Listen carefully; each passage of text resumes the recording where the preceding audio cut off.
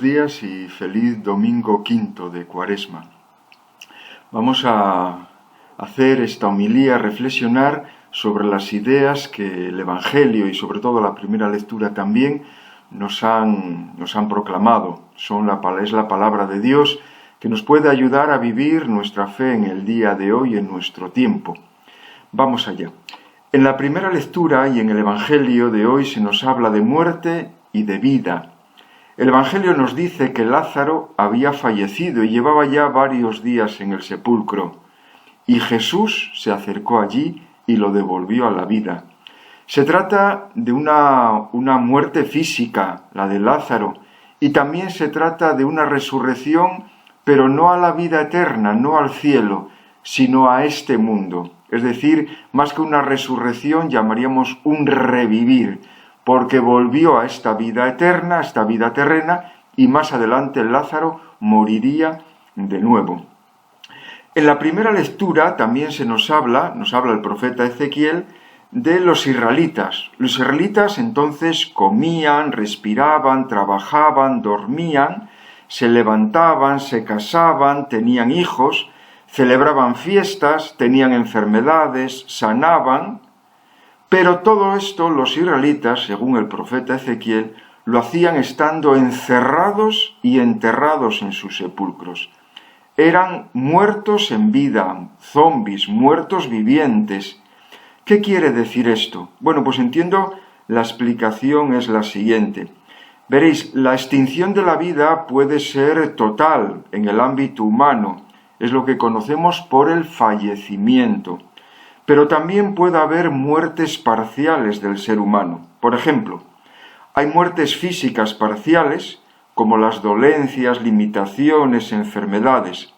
Nos vamos muriendo poco a poco cuando ya no podemos correr como antes, cuando ya no podemos arrodillarnos como antes, cuando ya no dormimos de un solo tirón, cuando no podemos comer lo de antes o tenemos dolores continuos o discontinuos.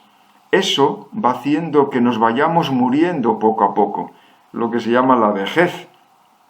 También hay muertes psicológicas, las tristezas, depresiones, desencantos, soledades, desamores. Estos problemas nos van atenazando, nos aplastan día a día. Incluso hay personas con un natural, optimista, alegre, pero a las que los problemas, las situaciones antes mencionadas, las van aplastando y las convierten en personas resentidas, desconfiadas, inseguras, cobardes, incluso con psicopatologías graves. Asimismo hay muertes sociológicas, por pobreza, por desempleo, por marginación, por explotaciones y esclavitudes, por corrupción. Hace un tiempo leí ahí una noticia de un empresario de la hostelería en Ibiza que había contratado en unos tiempos a medio centenar más o menos de personas y las tenía en un régimen de semiesclavitud. Les pagaba 3,5 € a la hora. Las tenía confinadas en una especie de zulo. No les pagaba la seguridad social.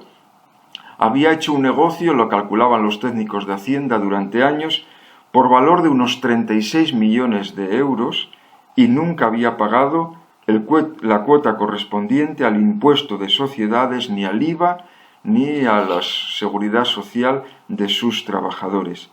Esto también es una muerte sociológica por parte de esa persona que vive de la corrupción, que vive de la muerte de los demás. Recuerdo que hace un tiempo fue muy famoso, fue muy conocido, vivía el Papa Juan Pablo II, el siguiente episodio. Lo leo. Un sacerdote en Roma se disponía a rezar en una de las parroquias de allí, cuando al entrar se encontró con un mendigo y cuando fue a darle algo de dinero, lo observó un momento. Aquel sacerdote se dio cuenta de que conocía a aquel mendigo. Efectivamente, era un compañero de seminario, que además se había ordenado sacerdote el mismo día que él, y ahora estaba mendigando a las puertas de una iglesia. El sacerdote, tras identificarse y saludarle, escuchó de labios del mendigo cómo éste había perdido su fe y su vocación. El sacerdote quedó profundamente estremecido. Al día siguiente tenía una misa con el Papa Juan Pablo II, una misa privada, y al final de la misa tenía opción de saludar un momentín al Papa. Cuando le llegó el turno, instintivamente este sacerdote se arrodilló delante del Papa y le pidió la bendición para este otro compañero suyo, sacerdote mendigo. Muy brevemente le resumió la situación y la sorpresa que había llevado el día anterior. Entonces el Papa le dijo a aquel sacerdote: por favor, mañana ven conmigo a cenar y tráete contigo a este sacerdote mendigo. Efectivamente, llegó con él, después de haberlo convencido, después de haberle ofrecido que fuera hasta su casa, haberle ofrecido la ducha, haberle ofrecido ropa, y así los dos se presentaron a cenar con el Papa. Cenaron los tres juntos, y al terminar la cena, el Papa indicó a aquel sacerdote, por favor, que les dejara solos, al Papa y al sacerdote mendigo. Cuando quedaron los dos solos, el Papa se arrodilló delante del mendigo y le pidió, por favor, que le escuchara en confesión. Aquel hombre impresionado le respondió: yo no soy sacerdote, yo no puedo confesarle, Santo Padre. Y el Papa le contestó: una vez sacerdote, sacerdote siempre. Y entonces el mendigo le dijo: sí, es cierto, soy sacerdote para siempre, pero ya no tengo las facultades de mi obispo. A lo que el Papa le dijo: ya, pero yo soy el obispo de Roma, yo soy el Papa y me encargo de eso. Entonces aquel mendigo escuchó la confesión del Papa y le dio la absolución. Una vez que terminó la confesión el Papa, aquel sacerdote se arrodilló a su vez delante del Papa y le pidió que le escuchara también en confesión.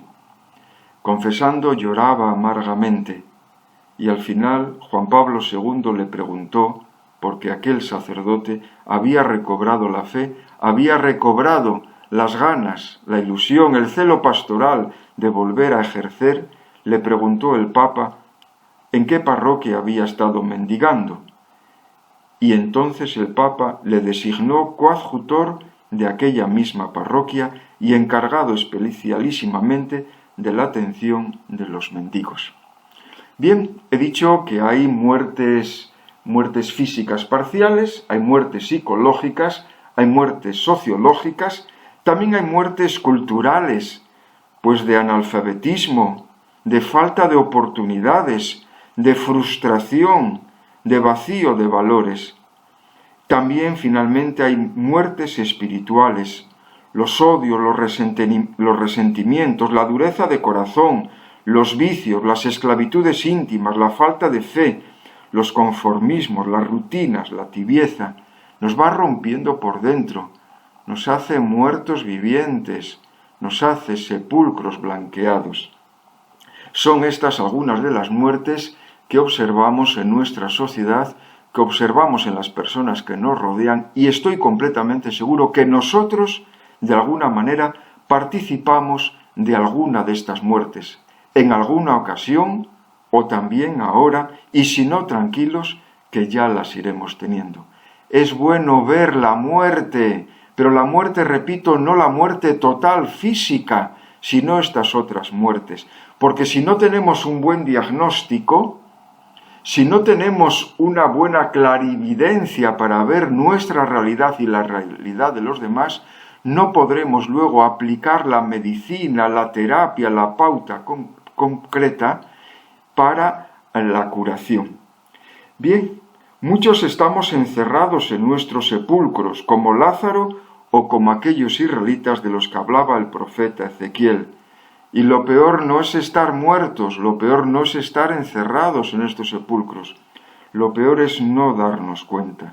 Estamos muertos y no nos damos cuenta. Solo Dios puede darnos la vida completa. Decía el profeta Ezequiel: yo mismo, dice el Señor, abriré vuestros sepulcros y os haré salir de vuestros sepulcros. os infundiré mi espíritu y viviréis. Yo el Señor lo digo y lo hago. También Jesús dio la vida a Lázaro, pero a través de la vida de Lázaro, del revivir de Lázaro, dio la fe a muchos que contemplaron a Lázaro muerto y después revivido. Dice el Evangelio, muchos judíos que habían venido a casa de María, al ver lo que había hecho Jesús, creyeron en él, porque venir a la fe es venir a la vida. Efectivamente, Cristo Jesús es el que nos da la vida.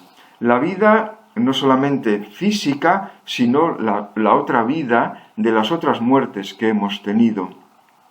Y de esta manera nos damos cuenta que nosotros también podemos ser instrumentos de Dios, instrumentos de Jesucristo, y podemos dar vida parcial a los hombres que tienen esa muerte parcial. Por ejemplo, los médicos, enfermeras, farmacéuticos y quienes asisten a los que padecen dolencias, enfermedades y limitaciones. En esta situación del coronavirus, cuando tú llamas por teléfono, cuando tú escuchas a una persona que tiene el coronavirus o que tiene otra situación de enfermedad, de dolencia, en ese momento le estás dando vida. Cuando tú a una persona que tiene tristeza, depresión, desencanto, soledad, desamor, tú le puedes dar vida utilizando el amor, la escucha, la compañía. Cuando hay alguien que tiene muerte sociológica, dando justicia social, no entrando en la rueda de la explotación, de la corrupción que nos rodea, como hizo el Papa Juan Pablo II con el sacerdote mendigo, también das vida. Cuando tú enseñas a una persona, cuando tú le alimentas la cultura, cuando tú le alimentas con tu generosidad, con tu responsabilidad, con tu honestidad, estás dando muerte a esa muerte cultural y dando vida al que está muerto culturalmente hablando. Y finalmente Dios nos utiliza para que demos vida espiritual al que tiene esa muerte espiritual, con el perdón, con la misericordia, con la vivencia radical de nuestra fe, cada uno en su vocación y en su sitio. Termino. Cristo y su Santo Espíritu dan vida, pero también nosotros, con la ayuda de Dios, podemos dar vida a los muertos que nos rodean, lo mismo que otros nos han dado, dan y darán vida a nosotros mismos. Muerte y vida es aquí el diálogo que en las lecturas de hoy se están dando. La muerte, la que tenemos, la que hay a nuestro alrededor, la vida, la que Dios nos da. Que así sea.